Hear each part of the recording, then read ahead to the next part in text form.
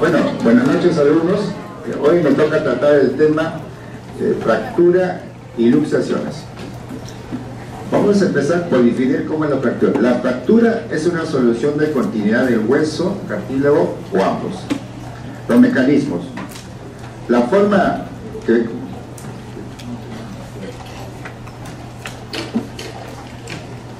los motivos y los desplazamientos de los fragmentos dependen de la magnitud y dirección de la fuerza agresora y del estado de los músculos de la zona afectada.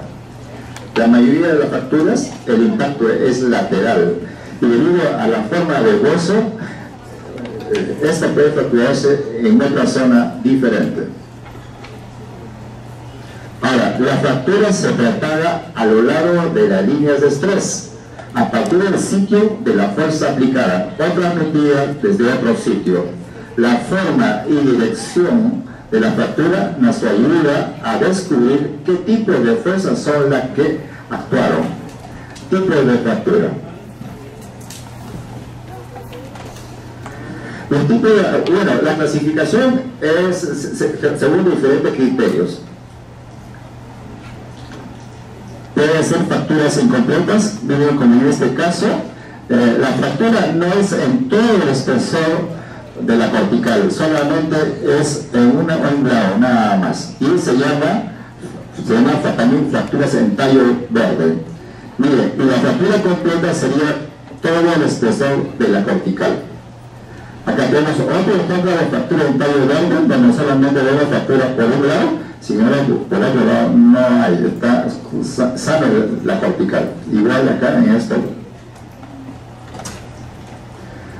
Acá tenemos otro ejemplo de fractura en tallo verde, que también es fractura en toros. Fractura en toros, más que nada es un arrugamiento de la cortical. También se le llama fractura en caña de bambú. Acá hay un arrugamiento, ¿no?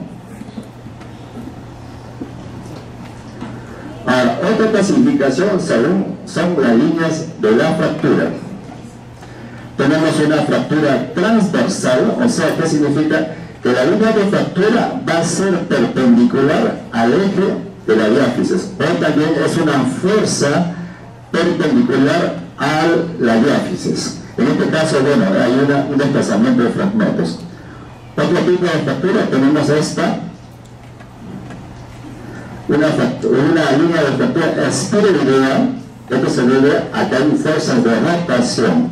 Estas fracturas son inestables y hay lesiones de parte blanda como ligamentos, tendones, ¿no? Y esto generalmente se producen a veces cuando el individuo está corriendo, entonces accidentalmente uno de sus pies entra a un hueco y ahí en ese momento se produce fuerzas de torsión inversas, o sea, contrarias, y se produce este tipo de fractura espiroidea. También tenemos las fracturas oblicuas o diagonal, puede ser más o menos de 90 grados con respecto al eje longitudinal del hueso. Esta fractura por cizallamiento también producen fracturas transversas. Como ven acá, miren, para que sea cizallamiento tiene que ser una fuerza perpendicular a la fuerza especular y en el otro extremo otra fuerza pero con direcciones contrarias y produce una fractura transversa. Otro ejemplo de esto tenemos la fractura espiroidea en el peroné. Acá tenemos una esquemita según los tipos de fuerza que estábamos hablando. Miren, acá hay fuerzas de distensión que también producen fracturas transversas. Fuerzas de compresión producen fracturas oblicuas. Esta es una fractura espiroidea, como le dije, por fuerzas de rotación. Acá en D hay una fuerza de angulación que también produce una fractura transversa. En E hay una combinación de fuerzas. Por un lado, una fuerza de angulación y una fuerza de distensión estaría produciendo una pequeña zona de fractura transversa. Esta continúa paralelamente a otra fuerza de compresión y ella se agregaría un trazo oblicuo. Total sería una fractura con una porción transversa y una porción oblicua, ¿no es cierto? Oblicua. También podemos clasificar según el número de fragmentos. Cuando hablamos de 2 a 2 fragmentos es una fractura simple, pero si hablamos más de 2 fragmentos es una fractura conminuta o también le dicen polifragmentaria. En este caso, miren, tenemos una fractura segmentaria en la cual también es una fractura conminuta, donde hay un fragmento central aislado que corresponde a la diáfisis, ¿no? Acá hay 3 fragmentos, 1, 2 y 3. En este otro ejemplo tenemos una fractura de la tibia, donde vemos que el fragmento central tiene forma triangular, ¿no? Esta es una fractura en ala de mariposa, que también es una fractura conminuta, más de 2 fragmentos. Acá tenemos otro ejemplo en tibia, es una fractura en alas de mariposa, donde 2 es el fragmento central, o sea, forma triangular. Otra forma de fractura, tenemos fractura conminuta, donde podemos ver acá claramente una fractura polifragmentaria en la porción distal de la tibia y del peroné. Como ustedes pueden ver, hay numerosos fragmentos. Otra acá a mi derecha, una fractura en el tercio medio. ¿Eh? ¿Ahí? ¿Sí? Ya, ahí está bien. Ya. Sí, está bien. Acá también tenemos otra fractura en el tercio medio del fémur con desplazamiento y angulación de fragmentos. También fractura conminuta o polifragmentaria, ¿no? Igual.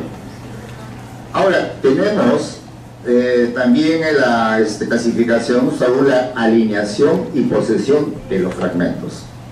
Alineación se refiere a la relación entre los fragmentos de la fractura en el eje longitudinal, y por convención se describe la relación del fragmento distal con respecto al fragmento proximal. Hay 4 parámetros. ¿Dónde está? Bueno, acá tenemos un esquema para describir esos 4 parámetros. Miren, acá hay una fractura por desplazamiento del fragmento distal. Si nosotros hablamos, por ejemplo, podemos hablar en porcentajes o en proporciones, y podemos decir que este fragmento distal está desplazado aproximadamente más o menos en 30 grados, a 30% del espesor de la diáfisis del fragmento proximal. En B tenemos una tracción por partes blandas. Esta separación de los bordes de los fragmentos se mide en centímetros. En C tenemos un cabalgamiento de los fragmentos. En esto se traduce como un acortamiento del hueso fracturado. En D, alineamiento.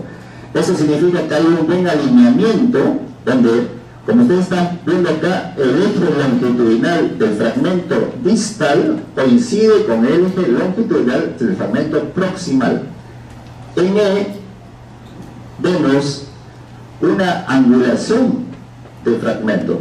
Van a ver ustedes acá como el eje longitudinal del fragmento distal no coincide con el eje longitudinal del fragmento proximal, y además hace un ángulo de 30 grados. En cuanto a la rotación, esto es poco habitual en las fracturas, pero acá vamos a ver cómo se trata eso.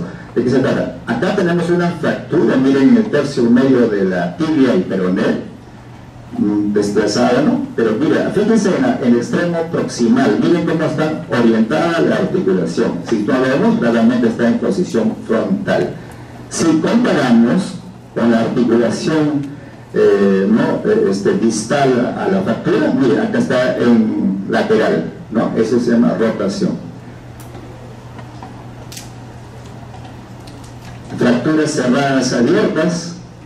Acá tenemos un ejemplo. Mire, una fractura abierta sería cuando hay una fractura polifragmentaria, en este caso el quinto metacarpiano, donde claramente podemos ver que hay una comunicación de la fractura con el medio externo del cuerpo. Esto también son causas a veces de infección.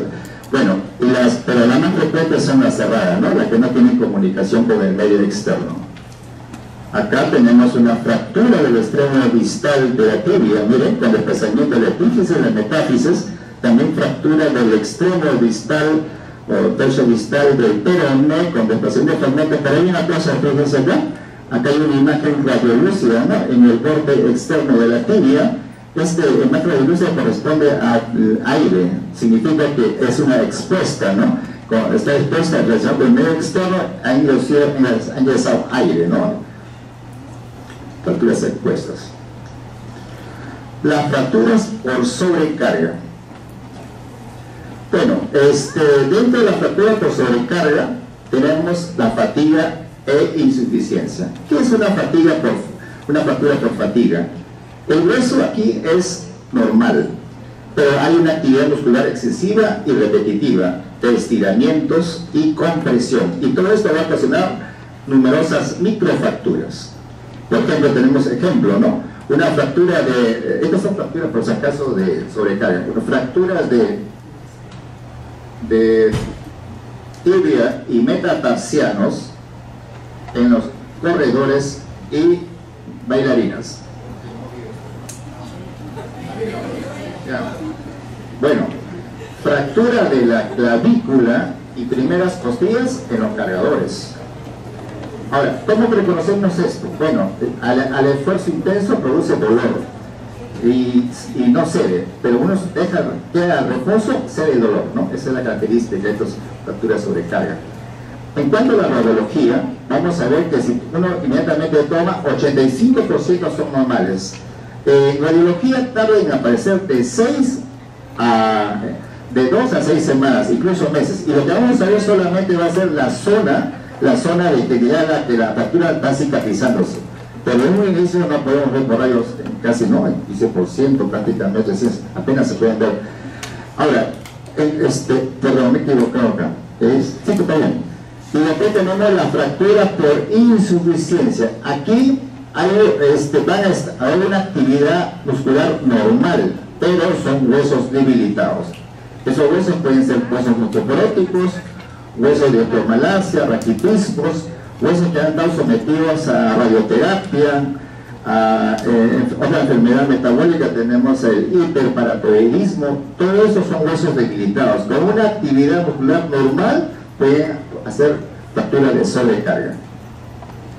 Miren, acá tienen un ejemplo, una fractura de sobrecarga en tibia, ¿no? En el tercio periférico de la diáfisis, solamente puede haber una pequeña zona de esclerosis. Seguramente que al inicio de la lesión no se podía ver, pero ahora sí lo podemos ver porque hace una reacción esclerótica como el proceso de consolidación, ¿no? Claro, acá tenemos que utilizar más que nada la gamografía, que es más precoz antes que los rayos X. Ya a las 6:72 horas ya se puede detectar la lesión. La resonancia magnética también ayuda, es más sensible a los rayos X en detectar fracturas recientes por sobrecarga. Aquí la resolución espacial es superior a la gamografía.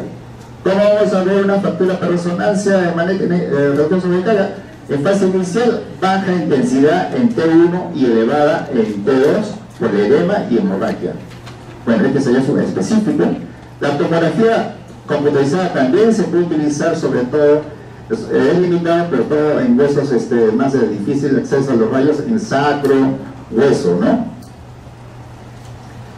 En cuanto a las fracturas patológicas, esto sucede en los huesos debilitados por una neoplasia benignas o malignas, infecciones, quistes simples, quistes aneuromáticos, metástasis de mamas, próstata y pulmón, ¿no? Y la probabilidad de fractura patológica está relacionada con el grado de destrucción cortical. Miren, acá tenemos un ejemplo. Acá hay una imagen radiolúcida en la diáfisis, ¿no? se refiere a un quiste óseo solitario que adelgaza, distiende la cortical y hay una fractura ante un mínimo golpe, fractura patológica. Otro ejemplo acá, un quiste óseo en la metáfisis distal del radio que adelgaza la cortical y también hay fractura patológica. Y así, cuando hay metástasis, igual, o esos están debilitados. ¿Qué es una fractura por avulsión? Miren acá. Acá tengo un ejemplo de fractura de avulsión. Miren, hay un fragmento desprendido de la espina ilíaca anterior superior. O sea, es un desprendimiento, un arrancamiento de un fragmento que generalmente es pequeño. ¿Y por qué puede estar ocasionado? Por una contracción muscular de los tendones que se insertan acá. En este caso, miren, ahí acá se inserta el músculo saltorio. Entonces, generalmente deportistas que hacen grandes esfuerzos pueden producir un arrancamiento a este nivel. Igual acá, en el trocante menor van a ver otra fractura por arrancamiento, este pequeño fragmento, que también es condicionado por el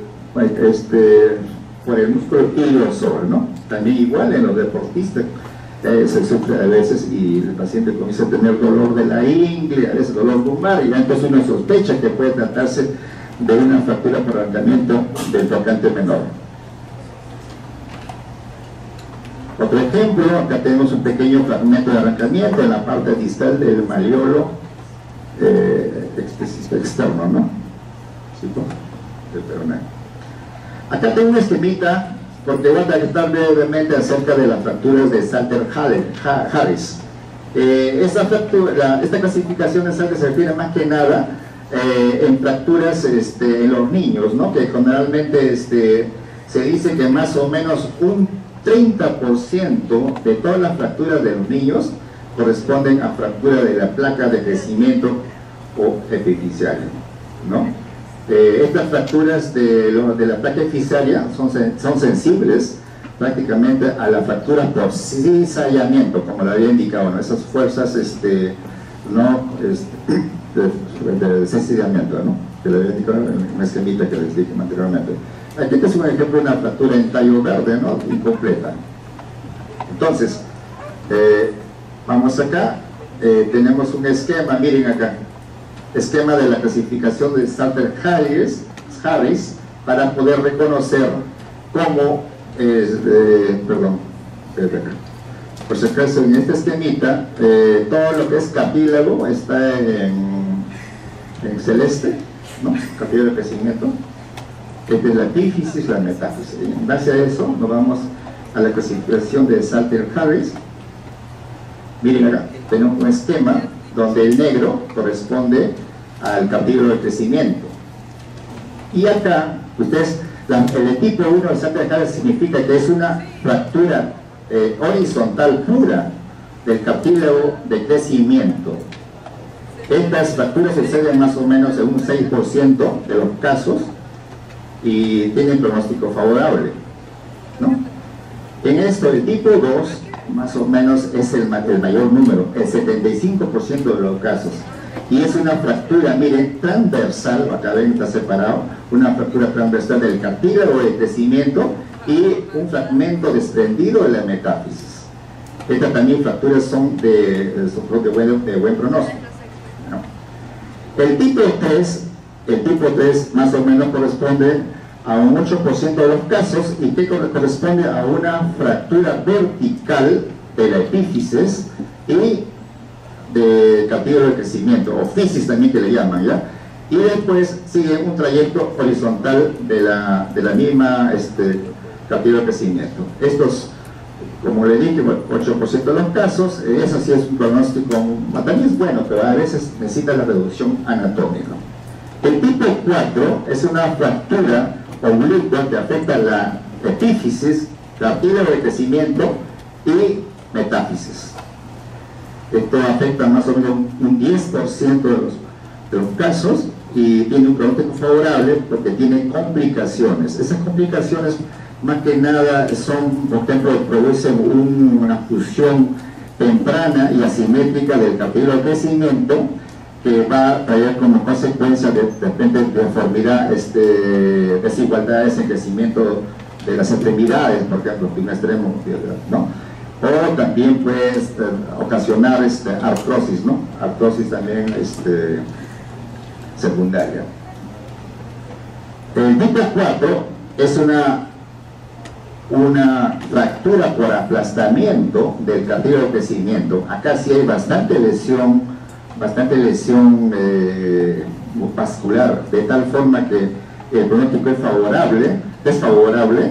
¿Por qué? Porque trae deformidades en el desarrollo, o sea, hay desigualdad en los crecimientos de las extremidades, igual que también que acá, ¿no? Estos 2, 4 y 5 no son de pronóstico favorable. Acá tenemos un ejemplo, el tipo 2 de Salter-Harris. Van a ver una fractura de cartílago, del cartílago, una fractura, ¿no?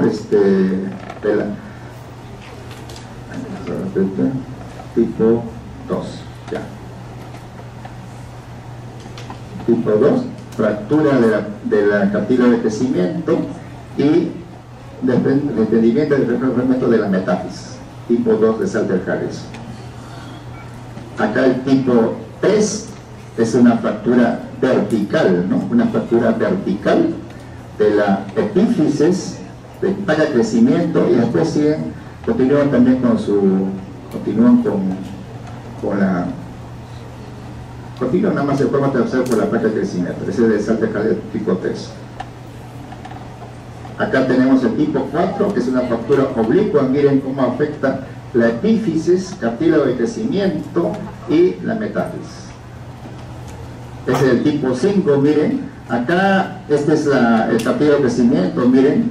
Y miren cómo ya acá hay una fusión, miren, una primera, ¿no? Y es función asimétrica. Acá todavía no se ha fusionado, pero en este lado sí, ¿no?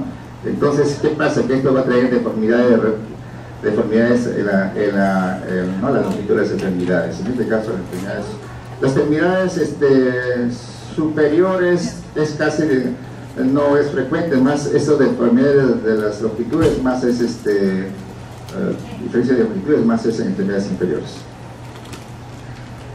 Ahora también tienen que ver ustedes que cuando ustedes vean a un niño, tengan en cuenta mucho que piensen que puede haber un abuso infantil. ¿Por qué? Porque ciertas localizaciones y características de las fracturas nos deben hacer sospechar que hay un abuso infantil. Por ejemplo, fractura de las esquinas metaficiales tipo avulsión, como estaba viendo, tipo arrancamiento, ¿no? Fracturas metaficiales de los huesos largos, sobre todo fémur, tibia y peroné, y húmero. Fractura de arcos costales posteriores. Múltiples fracturas en distintas fases de curación. Significa, claro, que ha habido fracturas en diferentes fechas. Fracturas craneales que tienden a ser, estas son múltiples, inclusive la línea de fractura puede pasar la línea media, inclusive puede haber hundimiento del hueso, y suelen ser bilaterales, y sobre todo cuando sucede en las zonas occipitales. Cuando vean fracturas en el extremo proximal y distal de la clavícula, también piensen que puede haber un abuso infantil. Es importante porque muchos niños son maltratados. Ahora, en cuanto a las luxaciones, ¿qué se trata de luxaciones? Ya ustedes más o menos saben, cuando los dos componentes óseos, de la articulación, guardan una buena aposición, ¿no? O sea, luxación cuando ya no hay aposición. Miren acá. En este caso, la articulación del nervio omóplato con la cabeza del húmero ya no ya están fuera de su lugar, ¿no? Ya no hay aposición. Igual acá, en el codo, ven la cavidad olecraniana fuera de la trópia, también una luxación de codo. Acá tenemos una subluxación, o sea, una aposición parcial, donde acá tenemos la cavidad, pero no está totalmente fuera, ¿no? Es una subluxación de la cabeza del húmero. En tomografía, igual, ¿ven? Acá se ve que hay una posición parcial. Luxafractura, más que nada, se refiere cuando hay luxación acompañada de una fractura intraarticular. Como ustedes viendo acá, miren, hay una fractura que comprende tanto el cuello quirúrgico como la cabeza del húmero.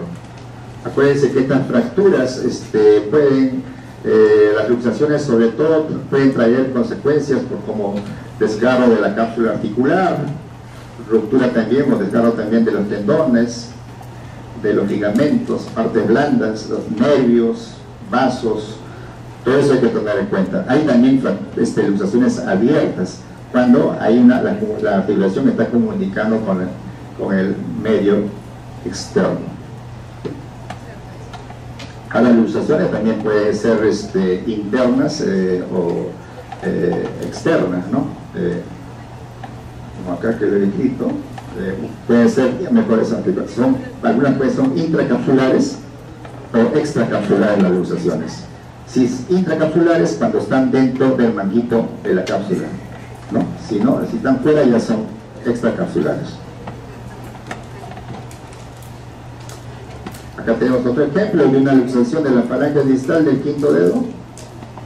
Otro ejemplo, hay una subluxación, miren, de la cabeza, de la cavidad renal, la cabeza del húmero, y acompañó una fractura del cuello quirúrgico.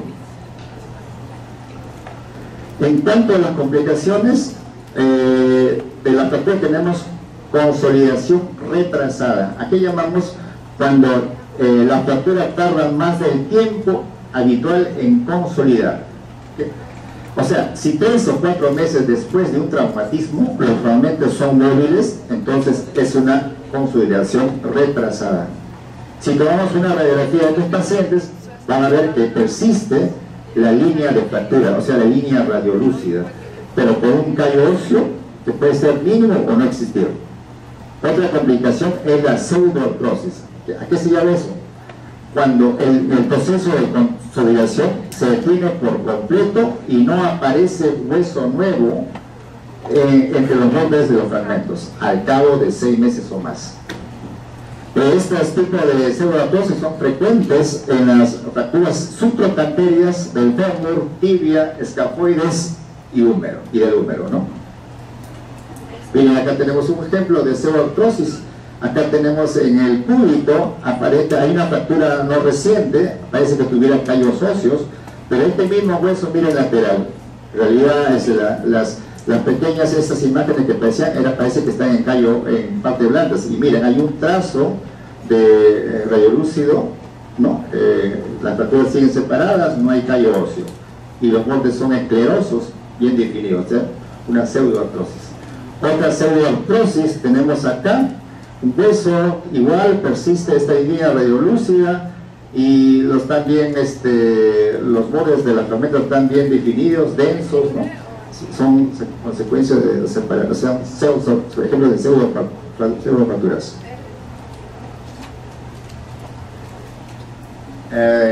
Las radiografías, ¿no? Las fracturas que han sido con placa de fijación interna y tornillos. A veces también cuando son móviles o se produce infección igual, miren, acá persiste la línea radiolúcida entre los bordes de la fractura, y entonces se ha formado una pseudoartrosis. ¿No? De hecho, a cabo de 6 meses ya se ha detenido completamente, entonces ya es una pseudoartrosis. Ahora, causas de retraso de consolidación o pseudoartrosis. Creo que eso lo hemos dicho ya. Causas de retraso de consolidación pseudoartrosis pueden ser en ancianos, osteoporóticos, carencias nutricionales, tratamiento con esteroides que producen osteoporosis a los huesos, ¿no? Mala vascularización de los fragmentos y su separación. También las fracturas que están a nivel intraarticular podrían producir también, ¿no? El retraso de la consolidación, o sea, exceso de movilidad y infección. Aquí llamamos consolidación defectuosa. Es una fractura consolidada en una posición incorrecta de los fragmentos. Pueden estar anguladas, en forma angulada se han consolidado los fragmentos, o puede estar consolidada pero botada. También se producen fracturas que están muy desplazadas.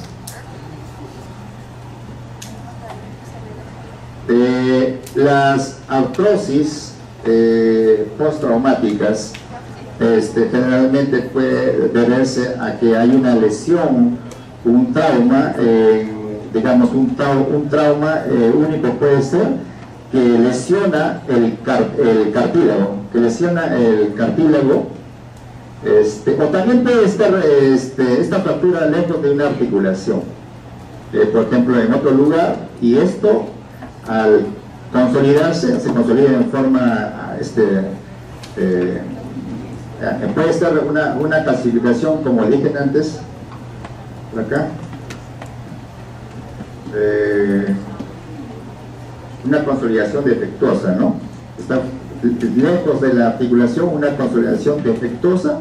Eso hace que la distribución de las cargas no sean bien distribuidas, ¿no? En tal forma que una articulación sufre más, entonces se producen las artrosis postraumática. Acá podemos ver, por ejemplo, como este tornillo, una fractura en el malleolo interno, ha ocasionado una disminución asimétrica del espacio articular. Además, miren cómo forma esclerosis a nivel del hueso subcondral, ¿no? Entonces, toda consecuencia de esas artrosis postraumáticas. Ya hemos dicho que una complicación ya es acortamiento, ya le hemos hablado de esto. Más bien la necrosis aséptica. ¿A qué se refiere esto? Es una vascularización insuficiente de los fragmentos. Es frecuente en la cabeza húmera o femoral, en la fractura del cuello, en la mitad proximal del escafoides, ¿no? Por ejemplo, eso de escafoides, si ustedes están ahí haciendo ejercicios y se caen bruscamente con la mano extendida y después se siente un fuerte dolor acá, en esta zona que le llaman la tabacalera anatómica, en esta zona de acá, entonces hay que sospechar que hay una fractura del escafoides. Acá tenemos un ejemplo, miren, este es un paciente que ha tenido fractura de la cintura del escafoides. Entonces, mira, ya pasó 6 semanas y todavía más bien se ha reabsorbido la zona de la fractura y que los bordes se han hecho más densos, poderosos. Y miren cómo comienza a aumentar la densidad del fragmento proximal, ¿no? Y después de un tiempo después, vuelven a este mismo paciente y miren, aún más ha aumentado esta zona se ha reabsorbido más la zona de la fractura, y inclusive hay bordes esclerosos y ahora está mucho más denso el hueso del fragmento proximal. ¿Por qué? Porque sucede que cuando hay una fractura de la cintura del escafoides, la circulación es distal a proximal.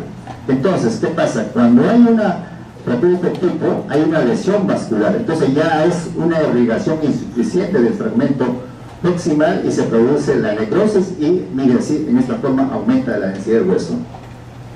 Entonces, esto hay que tenerlo bastante en cuenta. Otra complicación, tenemos la infección. La osteomielitis secundaria es más frecuente que la hematógena. Ocurre sobre todo en las fracturas abiertas, cuando hay fijaciones internas de placas metálicas con atornillado o prótesis. Ahí son susceptibles a la infección. Van a ver ustedes acá, por ejemplo, miren, una fractura, una fractura, miren, acá hay un trazo de fractura radiolúcido, pero después, a los 15 días de comenzar la infección, miren cómo se producen imágenes radiolúcidas como osteolisis, una rarefacción ósea. Si ustedes miran más detenidamente, van a ver que hay un borde un poquito denso con un desprendimiento. Eso corresponde a una reacción perióstica, ¿no? Típico de una osteomielitis aguda, después de 15 días de haber iniciado la infección. Acá tenemos otro ejemplo, pues ya es una osteomielitis crónica, donde puede ver, crónica se reconoce porque miren, hay un engrosamiento denso y irregular de la cortical, ¿no? Además, en su interior, en la región medular, se están viendo imágenes radiolúcidas. Estas imágenes radiolúcidas tranquilamente pueden corresponder a zonas de aire por una infección o zonas de necrosis, ¿no? Entonces, y de repente están haciendo comunicación con la parte lana, con el piel, ¿no? Que constantemente comienzan a drenar. Esto podría ser una otorrinolaringite ya crónica, ¿no? Pero este es una otorrinolaringite aguda. ¿Acá qué pasó? ¿Acá nos hemos comido algo? A ver. Vamos a hablar de otras cositas. Sí, ya está todo el tema que estaba tratando de hablarles. Me parecía que trataba... Bueno, eso es todo. Disculpen. Bueno, ¿alguna pregunta? ¿De repente podemos, a ver?